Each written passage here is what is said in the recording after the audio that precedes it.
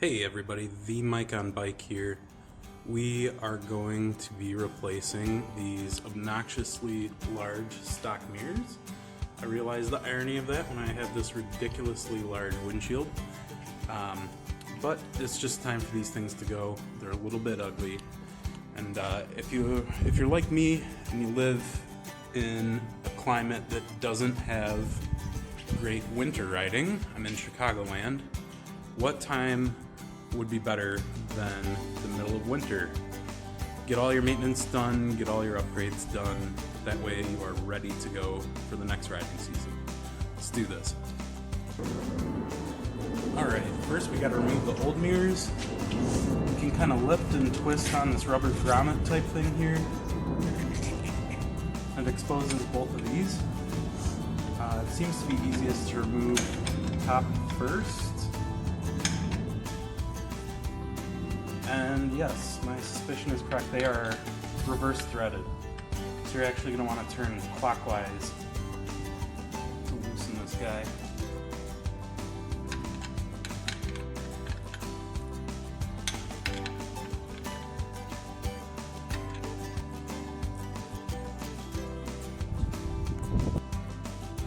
And lucky me, I've got the added task of temporarily removing my windshield here. As you can see, can't quite spin it past, even kind of flexing the windscreen there a little bit. It's not enough clearance for that mirror to get past. So I'm going to do a quick cut. It's just a couple of Allen keys to get that popped off, so I'm going to take care of that.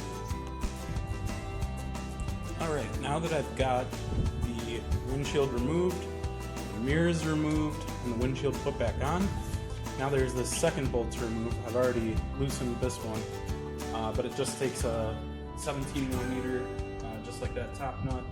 I'm actually going to hang on to these for safekeeping because I think it could be a cool spot to mount my camera. So it remains to be seen if I end up doing it that way, but I'm going to hang on to all this. By the way, I like to hang on to all of my stock parts if and when I do decide to sell this bike. You know, the next owner might want the stock mirrors on for some reason, or they might want the stock exhaust on for some reason. I don't know why you would, but it's good to have it and not need it, rather than need it and not have it. Next, we've got to remove our bar end weights. These are Loctited in place. Just uses it's like 6 millimeter Allen here. It was really tight, so I ended up using a wrench, just like this, to give me a little extra leverage. And both bar ends are now removed.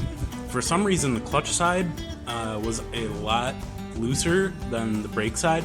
Not like suspicious kind of loose, like I was going to lose it down the road or something, but it did not crack, and it was not nearly as tight as that brake side was kind of crazy. Now comes the install. This is what the install kit looks like right out of the box. Not sure you can see it because of lighting and everything's black, but I went with the Fenrir's. Fellow YouTuber Cam Dorian recommended these. I really liked the way they looked on his bike, so I went for the same. Alright, so there is some fiddling with the assembly that needs to happen before you get to this point, but it's nothing crazy. But the one thing I'm noticing is this gap right here, which when I snug it down is still going to be there. I'm not necessarily wild about that, so I'm going to have to think. I'm going to have to think on what we can do there, get that snugged up. So some creative problem solving. The inside of this came with the spacer rings, I'm assuming so that it can fit different bar ends. I actually ended up using the bigger spacer in between the bar end and the bar itself. I'm not super sure that this is going to be a solid fix because when it was first snugged down, it definitely interfered with my throttle here. But with a little bit of adjustment, kind of pulling it back while I tighten this down, it did fill in that space and it's not interfering anymore. It remains to be seen if it's going to kind of stand the test of time or if it'll snug up against that grip. And if it does, then I'll just remove it and either go back to the drawing board or just maybe have a little gap here. next is attaching the mirror to this little stem. It's just a screw in the back, nothing fancy. I think I want my mirrors pointed in. I park it kind of tight in my garage, so I could flip them the other way so they're sitting like this, but that obviously adds quite a bit to the overall width of the bike. So I think I'm going to leave it facing in for now. So as it happens, that little spacer did not work out. You know, I don't have anything fully snugged down because I want to make sure everything fits right before I do, but just as a test, I snugged down this bolt and it did end up interfering with that throttle. So I'm just going to deal with the gap for now, and maybe I'll figure something out at a later date. Alright, this is the finished look of the Vulcan with the underneath bar end mirrors.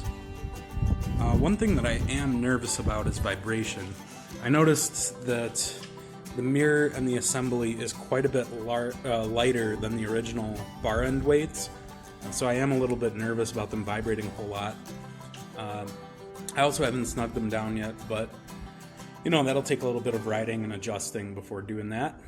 Trying to think. I guess one other thing to note is that now that you've removed the originals, there's this little hole. They do make caps on Amazon. You can either screw it in or there's just little plugs. I ordered a couple of those myself. I went for just the plug rather than screw in, because like I said, I might use this as a camera mount point.